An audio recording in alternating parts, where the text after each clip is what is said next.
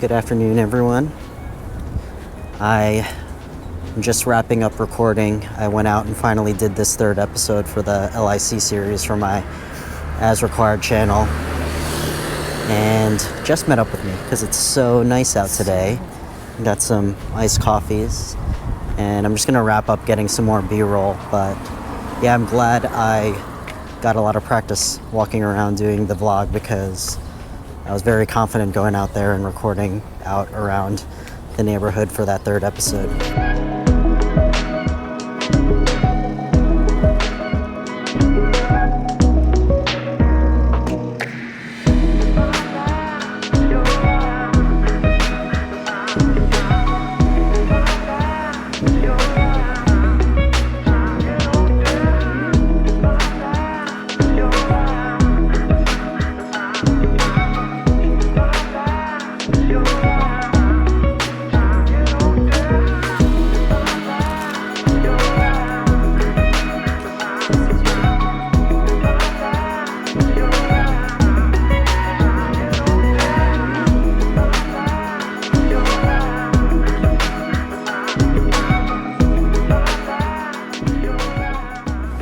So we are walking over to our wedding venue today because we're doing our walkthrough with a bunch of our vendors to scope out the place, figure out where a bunch of stuff is going to be going for the wedding, and our photographer is also going to meet us up there, so we figured we'd also try and do some engagement photos over there.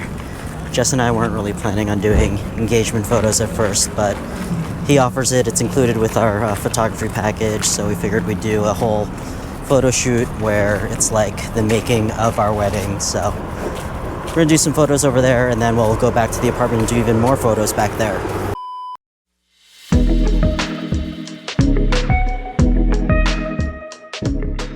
So Jess and I spent the rest of yesterday over at the venue doing a walkthrough with all of our vendors, planning out how we see the day going. So I didn't really capture much of that on video since I didn't want to be worrying about an extra thing. And on top of that, our photographer was there taking photos of us, and I didn't want to be carrying my GoPro in every single one of those photos.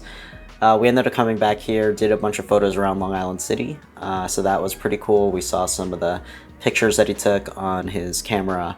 So I'll be sure to share that when we get those photos back at some point in a future vlog. But just in general, when I'm thinking about our wedding, Jess and I were talking about this before, but we were very thankful that, we weren't having as stressful as a time as other people.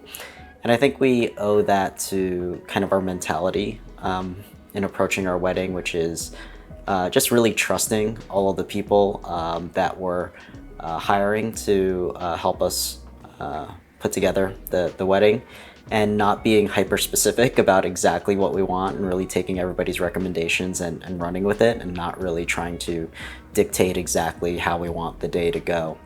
And I feel like those are the parts that really cause a lot of the wedding stress. If you want things a very specific and exact way, there's a lot of pressure to make it happen exactly that way.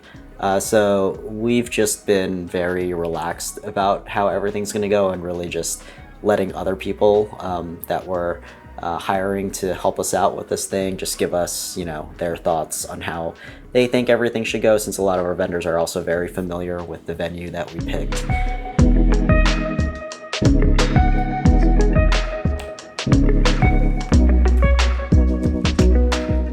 So since the weather is getting a lot nicer outside, we wanted to start prepping the bikes to do some bike riding. But I remember last year, Jess was having some issues with her rear brake on her bike, so I wanted to take a look at it and possibly fix it. But it turns out that when I was looking at it, it appears her rear brake is just not long enough for the new rear tire that we put in there. So it's actually closing on this thicker tire and just getting stuck. So I tried to fix it, but it looks like she needs an entirely new rear brake that's a little bit longer so that the brakes could clear the tire and actually hit the rim. So I'm gonna have to put an order for that, and I'll be able to fix this in another day.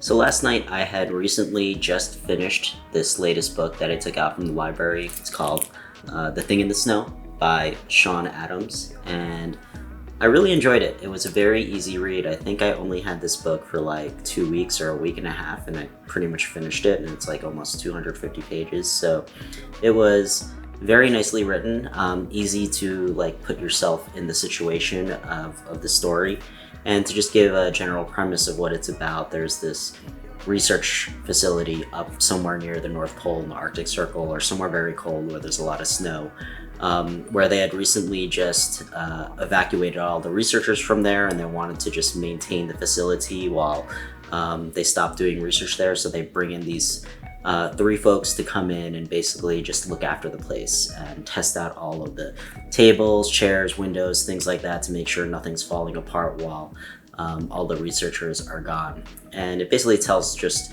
the story of how they discover this thing in the snow outside one day, and it kind of captivates them throughout the entire book, and it just takes you through that journey. But yeah, I really, really enjoyed it. I like these fiction books because it's almost like I am watching a movie without needing to put my eyes on a screen. And if you are into these like slightly dystopian types of stories, it kind of gives off like a Severance type of vibe to it. I highly recommend picking this up from your library and reading it. But yeah, I enjoyed it. If I were to give it like a ranking out of a 10, I'd say it's around like a 7.5 and 8. But yeah, like I said, I just breezed through this book very quickly, and I enjoyed it.